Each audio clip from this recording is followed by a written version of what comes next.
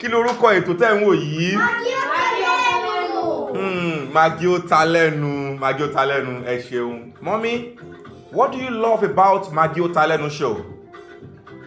I love Maggi ó ta lẹ́nu show because I can learn more about Nigerian cuisine. Wow. And what has been your best food on Maggi ó ta lẹ́nu show so far? That's a tough question. Abula and amala. Wow, abula. And by abula, what do you mean by abula? Begiri and Eudo. Wow. Gbádùn ètò Maggi ó ta lẹ́nu yìí. Kí lorúkọ ètò tẹ́ ń wò lẹ́ẹ̀kan sí? Maggi ó ta lẹ́nu. Maggi ó ta lẹ́nu. Èló ló máa fún olùdíje tó bá gba ipò kíní? Wow, mílíọ̀nù kan náírà. Bẹ́ẹ̀ ni mílíọ̀nù kan náírà ni. Nínú gbogbo àwọn olùdíje yìí, talent tẹ́ fẹ́ kó gba ipò kíní, tẹ́ fẹ́ kó gba mílíọ̀nù kan náírà.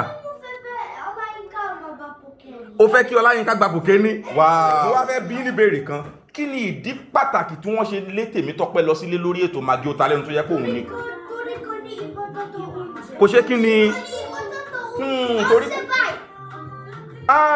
bẹ́ẹ̀ ni o ṣeun torí kò ní ìmọ́tótó oúnjẹ ó ṣe báyìí ó ń fi ọwọ́ sínú síbí ó ń fi sẹ́nu ó tún dá padà sínú ọbẹ̀. What an amazing show.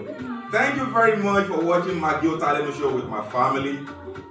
This is my family best cooking show, trust me. And if you have missed out on all the episodes so far, you can catch up on Maggi ó ta lẹ́nu show on Maggi Nigeria YouTube channel every Saturday and Sunday from 5 to 5:30 p.m. You can also catch up locally on MITV, Trace TV, Galaxy TV, and NTA TV in Akure, as well as Orisun TV.